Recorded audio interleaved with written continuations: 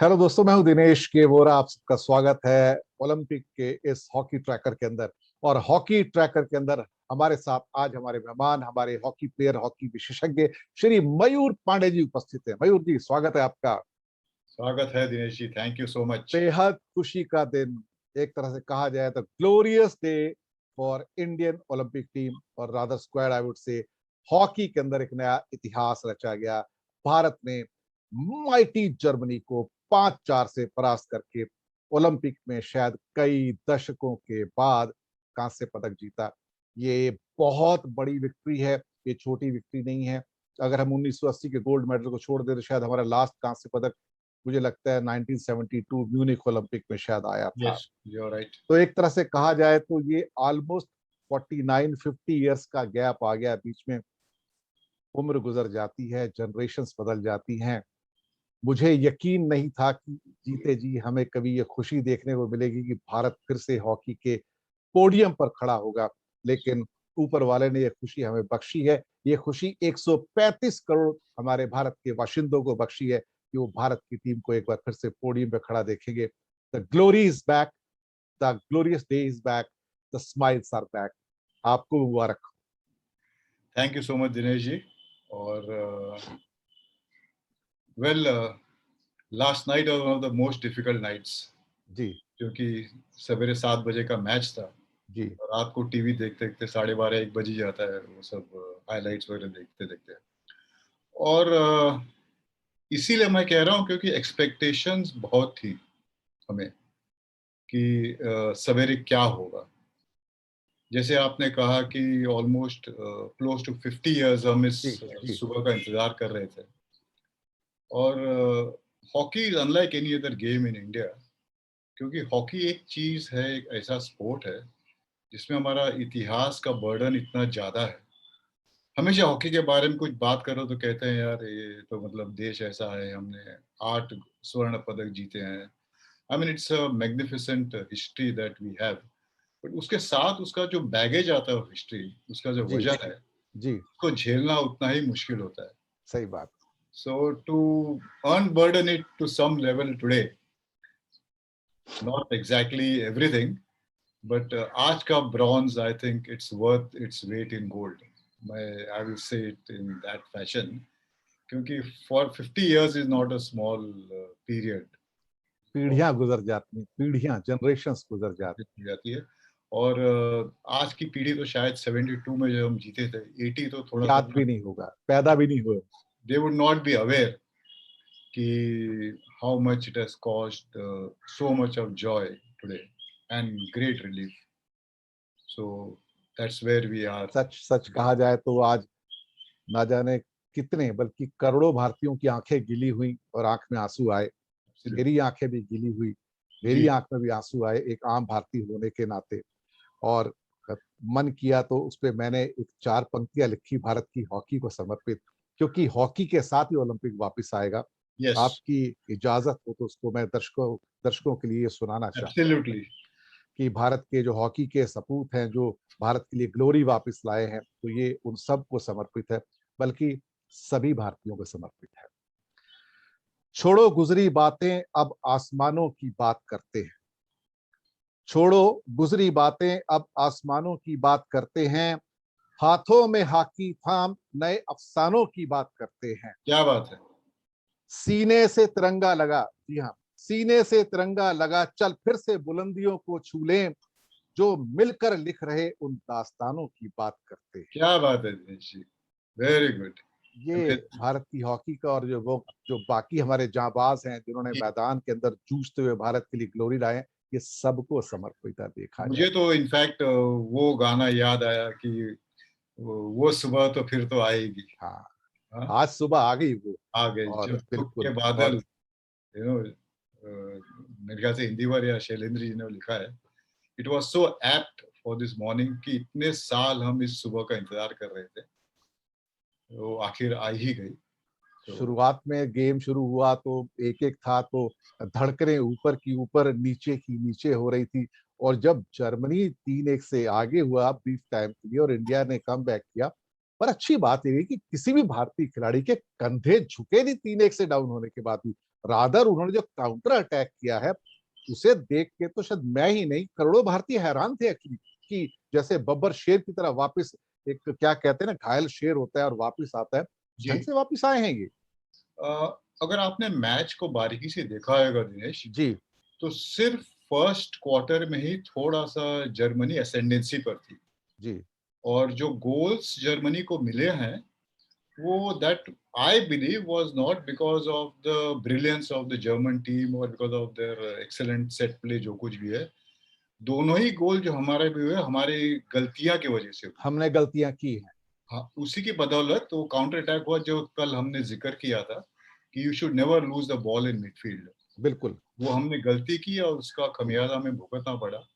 खैर, on the other side अगर आप देखेंगे, हमारे जितने गोल्स हमें मिले हैं आज, they are all because of excellent, outstanding skills displayed by our team. और मेरे वो ख्याल बड़ी से एक गोल जो फील्ड गोल था मयूर जी, वो तो बहुत ही ब्रिलियंट था, और वो काउंटर अटैक में जब तक आंखें झपकती लड़के आके गोल करके चले गए थे वो। That is what modern hockey is all about. शायद सिमरनजीत ने किया था वो गोल, मुझे शिवजीत ने लगता है। किया था। जी जी और जी। वो जो हॉट चैनल जो हमेशा that is one of the most protected guarded areas, उसको जर्मनी जैसी टीम ने कैसे खुला छोड़ दिया और मेरी समझ के बाहर है। और वो एक ही सेकंड में मेरे ख्याल से उनसे वो नजर हटी और जर्मनी के लिए दुर्घटना घटी। वो रहता बिल्कुल। है ना ट्रक के पीछे लिखे रहते हैं। सावधानी हाँ, हटी और दुर्घटना घटी। हाँ, वो एक सेकंड के लिए उनसे एक गलती हो गई और उसमें गोल हो गया। और दूसरी चीज़ ये है कि जो सेकंड गोल जो रूफ में मारा, that was again a very small lapse on the part of the goalkeeper. उसने सेव किया and could not clear it और 1 सेकंड में गोल होगा। सो बिल्कुल। Our boys displayed outstanding today coaching skills, उसकी बदौलत we were where we were. Actually pressure game था, और प्रेशर गेम में भूल चूक होगी आपसे, ट्रैकिंग ट्रैपिंग में भी, या कई बार एक प्लेयर तो शायद डी के पास डिफेंडर गलती कर बैठा और वहां पे बॉल दे बैठा और उस पे एक्चुअली गोल भी हो गया, देखा जाए तो जी, जर्मनी की जी, ओर से। जी, तो जी। ये छोटी छोटी गलतियां हुई हैं, लेकिन अल्टीमेटली जब खिलाड़ियों पे इतना दबाव रहता है या तो उस दबाव के अंदर गलतियां हो जाती हैं, देखा जाए तो की नहीं जाती। मेरे ख्याल से आज एक चीज में जिसको which played a very important part हमारी आज की विक्ट्री में, वो था कि tactically we were much superior to Germany today. Hmm. मैं ये कहता हूँ क्योंकि अगर आपने देखा फर्स्ट हाफ में जो इंटेंसिटी थी जर्मन टीम की, उन्होंने अपना पूरा जोर फर्स्ट क्वार्टर में उन्होंने झोंक दिया। If you see the game in detail, तो the pace at which they played in the first quarter, they did not realise कि ये 60 मिनट का गेम है और ह्यूमिडिटी और टेम्परेचर के चलते बाकी जो 45 मिनट्स को कैसे झेल पाएंगे। And you must have notice कि जैसे जैसे गेम बढ़ता गया आगे, Indians played better, they are more fit. क्योंकि we were able to space out the game speed wise better. और उन्होंने जर्मनी ने they invested so much in the first quarter that by the time the second quarter ended and the third quarter began, they were almost exhausted. reserve tank उनकी आ गई थी, they were in the reserve tank, whereas we had still a lot of fuel in our tanks left. आज कुछ ऐसा भी लगा मयूर जी कि जैसे इंडियंस की स्पीड ने जर्पन्स को डेजल भी किया, रेटल भी किया, लगता है। उसकी वजह यह रहती है दिनेश जी कि जब टीम 3-1 से जब 3-all पे आ गई और उसके बाद में हमने बढ़त ली, 5-3 so पे that जीत गए। margin itself gives you a lot of energy. Energy हमारे में हमेशा रहती है Dinesh ji, but it depends how your mind psyche हमारी कैसे काम करती है। जब आप एसिडेंसी में होते हो तो अपने आप में ऊर्जा आ जाती है, जब हारे रहते हो तो उसी ऊर्जा वो एकदम डाउन हो जाती है। So that was something that worked in our favour and which worked counter for the Germans. That was a big बिल्कुल सेटबैक फॉर देम। बिल्कुल। और इवन जर्मनी ने तो एक चांस भी लिया लास्ट के 4-5 मिनट में, अपना गोलकीपर भी ड्रॉ कर लिया और एक जी, ऑफेंडर वहां बढ़ाया भी। जी, और शायद उनकी, और मुझे लगा कि यहाँ पे भारत के लिए थोड़ा सा एक आधा गोल और मारना आसान हो जाएगा अगर उन्हीं तक पहुंचते हैं तो। हाँ, पर वो उन्होंने उसको पहुंचने ही नहीं दिया, और इतना प्रेशर डाला उस टाइम उन लोगों ने कि वो ऑलमोस्ट हमारे हाथ में लास्ट मिनट गेम होता रहा। और आखिर में तो एक गोल तो खैर कर भी दिया था, लेकिन आखिर के 6 सेकंड के अंदर जब एक पेनल्टी कॉर्नर उन्होंने हासिल कर लिया, तो मुझे लगा कि ये लोग आखिरी सेकंड तक हार मानने वाले नहीं है, जर्मन्स जो हैं। Germany, Dinesh, is one of the most compact defensive teams in the world, most compact. उनका जो डिफेंस की जो वॉल है उसको भेदना बहुत ही मुश्किल होता है। आज surprisingly we found enough gaps. और आप अगर देखिएगा, इफ यू रिकॉल, एक दो बार मनदीप हैड ऑलमोस्ट ओनली 1-1 था। यस, उन्होंने मौका चूका एंड है, बहुत बड़ा मौका चूका है। या and I thought Mandeep took the ball in the wrong direction. Yes, जब 1-1 जब रहता है तो वहां और पे गोल किया जा सकता दूर था रहता है, आराम से। so it is always better to go towards your right, you know, rather than go to the left and then try and dodge the goalkeeper and go for a reverse. And he approached the goalkeeper from a very far distance and tried to score. काफी gap था actually, there was a lot of space. I think personally, with hindsight, he should have, gone slightly further ahead, and then there are options. Goalkeeper के पीछे भी अगर ये ball मंदी फेंक देता तो उसमें इतनी स्पेस थी, could have run round the goalkeeper and scored. Yes, चलिए, all's well that ends well. Yes, So, बिल्कुल, अंत भला तो सब भला। और एक किस्म से देखा जाए तो भारत का ओलंपिक अभियान जो है हॉकी का, खास तौर से आ, सुखद एक्चुअली उसका परिवर्तन आया लास्ट में। yes, yes, और ठीक है, हम गोल्ड या सिल्वर तो नहीं जीत पाए, लेकिन 50 सालों के बाद, 49 ईयर्स के बाद एक कांस्य पदक जीतना भी, पोडियम पे आना ही अपने आप में एक बहुत बहुत बड़ी बड़ी बात। उपलब्धि है। उसका मैग्नीट्यूड बहुत बड़ा है।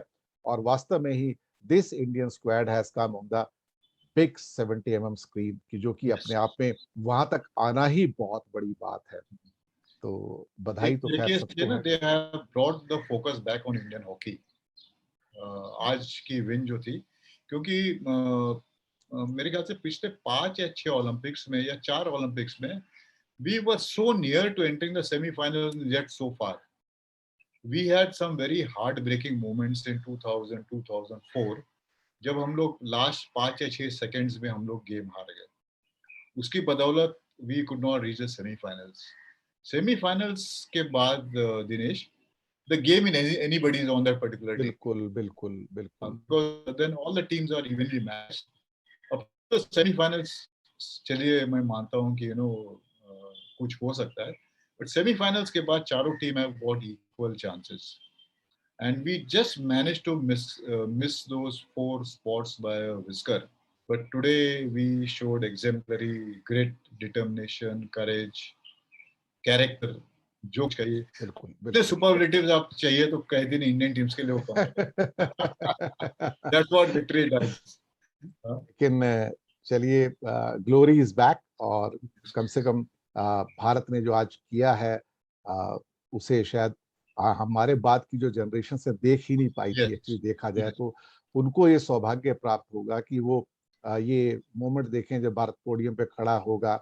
पदक कोई भी हो, लेकिन ओलंपिक में कुछ भी हासिल करना एक बड़ी उपलब्धि मानी जाती है, क्योंकि तुम अंततः इतिहास की किताबों में चले जाते हो और कुछ पन्नों पे तुम्हारा नाम अजर अमर हो जाता है, उसे कोई नहीं मिटा सकता। What true.